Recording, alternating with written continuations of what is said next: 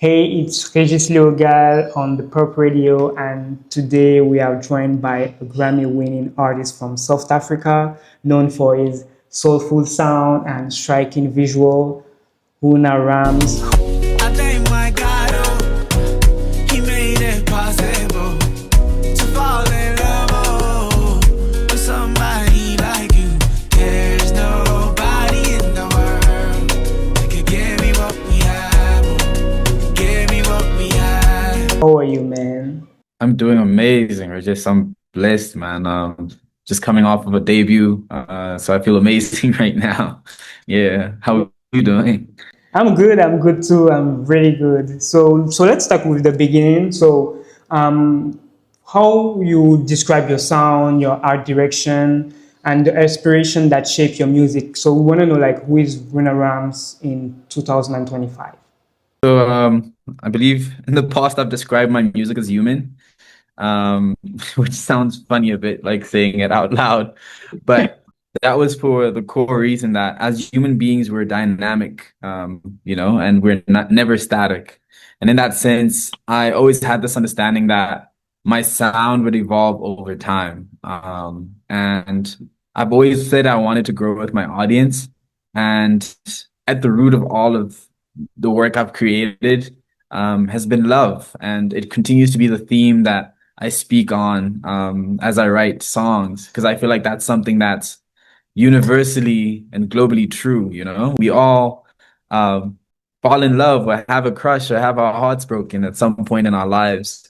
So it's just dope to speak to that, and I kind of see life as a sci-fi rom-com, Yeah. and I want the music I make to be a soundtrack to that. So when you eventually get your crush or have the blessing to be able to marry them, I want this to be the music that you paint those moments with. So yeah, that's in a nutshell, that's how I describe my sound. I'm really happy to hear that because your song is basically about love, about experience. So, yeah. So you are a full-time musician, but you also a software engineer by day and artist by night. That we can say that. So how do you manage that balance? And have you ever considered to quit your job and to be full-time musician, or are you like, is that dual life is something that inspires you? So I'll say this, like even back when I was still in high school, I remember telling my parents I wanted to, dance and make music. And I was an A student. So they were just like, we were worried about your marks. And I asked them, please give me a chance to just prove myself, which I did. I still performed well. I was making my music and dancing. So they were a bit more confident in supporting me. And I'm glad that they allowed me to spread my wings in that way. But even at that age, moving to varsity, for instance, where I had a bit more freedom, I had this awareness of the fact that there were things I had to do and things I wanted to do. And seeing that allowed me to then take care of my responsibilities and then use my free time to then go and do what I love to do. And that's how I've carried on with the two parts of me. And I feel like, I don't want to separate one from the other because they do inform each other, right? But there's this whole left brain, right brain conversation. And in that, I find that, the logical side, which is the IT side, where I solve problems and there's systems in place, has sort of informed the music business. And on the creativity side, how we come up with songs and collaborate has then informed how I work in my software dev side.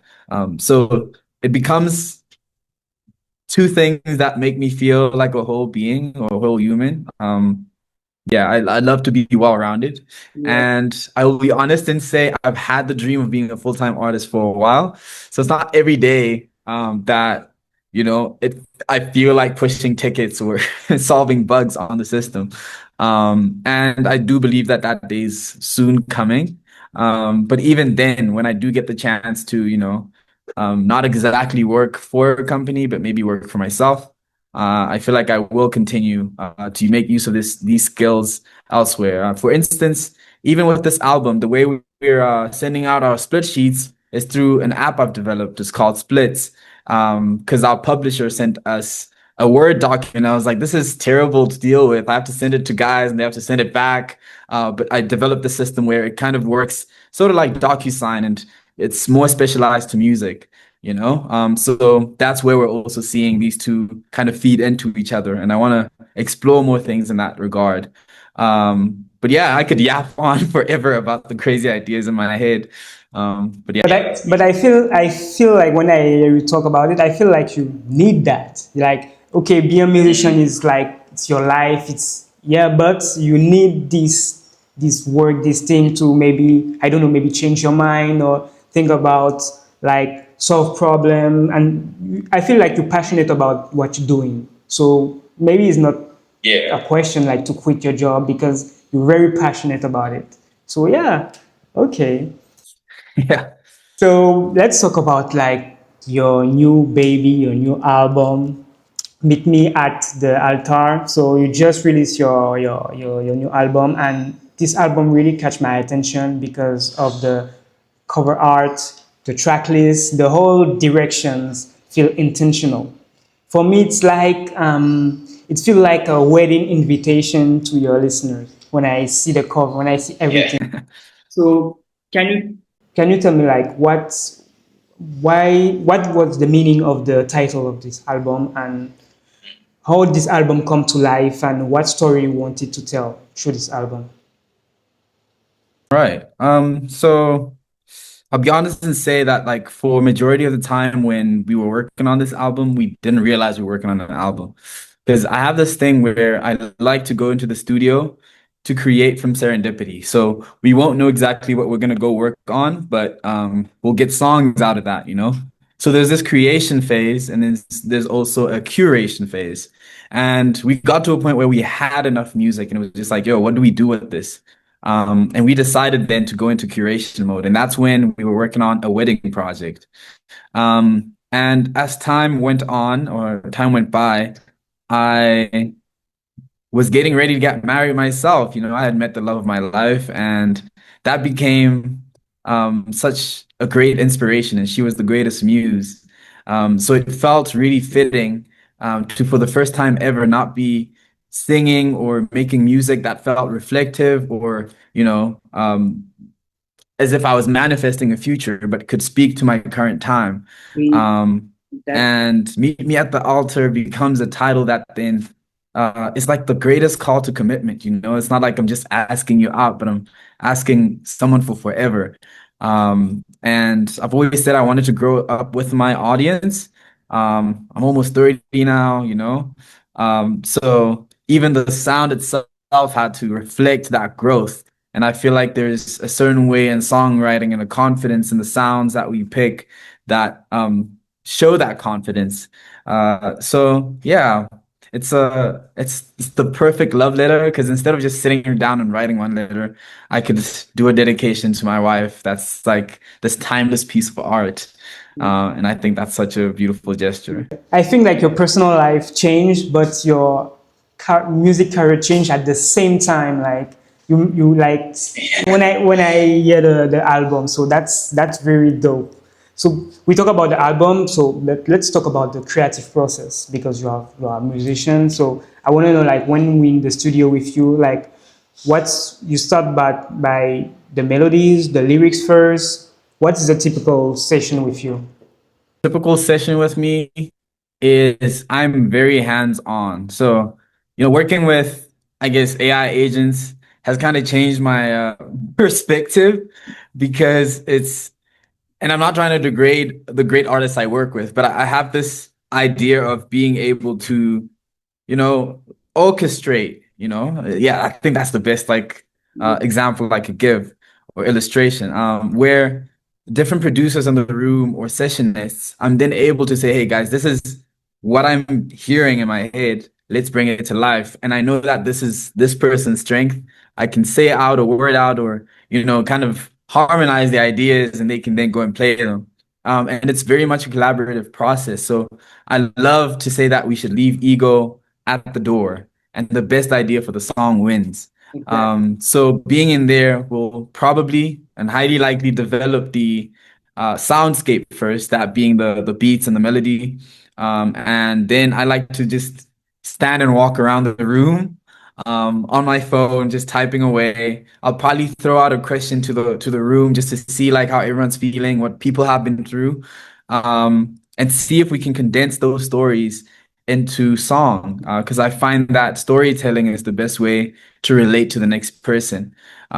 Which is also really cool because for one of the songs on the album, it's called Ngwe, featuring Amanda Black and Naya Ayla. I was in Ghana and this doctor from the States sends us an email, right? And he was just like, hey, I'm looking for someone to write a song for me. And I thought it was a scam. So I had my brother and manager, Matt, set up a meeting on Zoom and we got on the call and he told us his beautiful love story. They had met a couple years back in China, but got separated due to COVID. And it was about to be their anniversary. They were about to get reunited in the States. So he wanted something special that he could commemorate that moment with. So he commissioned the song, and I had to find myself then telling someone else's story.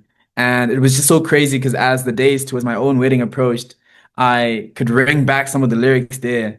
Like I say, can't wait to get in that suit, look in your eyes and say, I do. And, just being able to have that story that wasn't mine in the first place, speak to me, meant that we had achieved exactly what we aimed to. So yeah. Dope, dope.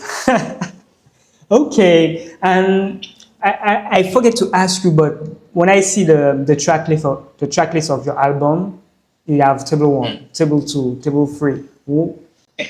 Explain me why did you like name the track like this? Because for me it's like it's not it's like a risk we can say because the title is very important and the way you write it. So why did you choose to write it like this, like table one, table two? So not I'm not even gonna try sound smart or make it seem like it was this big plan, but I mean we had done that on the back end to kind of hide the track list, but we wanted to do it thematically because just having track one and two didn't fit the theme of what we're doing with the whole wedding vibe that we had going on. So we changed it like 2, 3 days before the actual drop.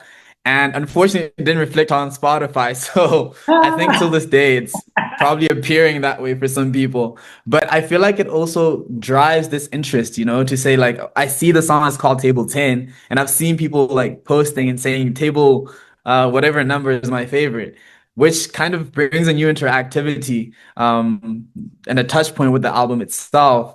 Which I found to be cool, but the titles will be up soon. All the songs do have names, but yeah, like I think it's one of those like beautiful mistakes, I guess. Yeah, for me it's like I didn't know it was a mistake. It was like okay, that's new, that's interesting. So yeah, okay.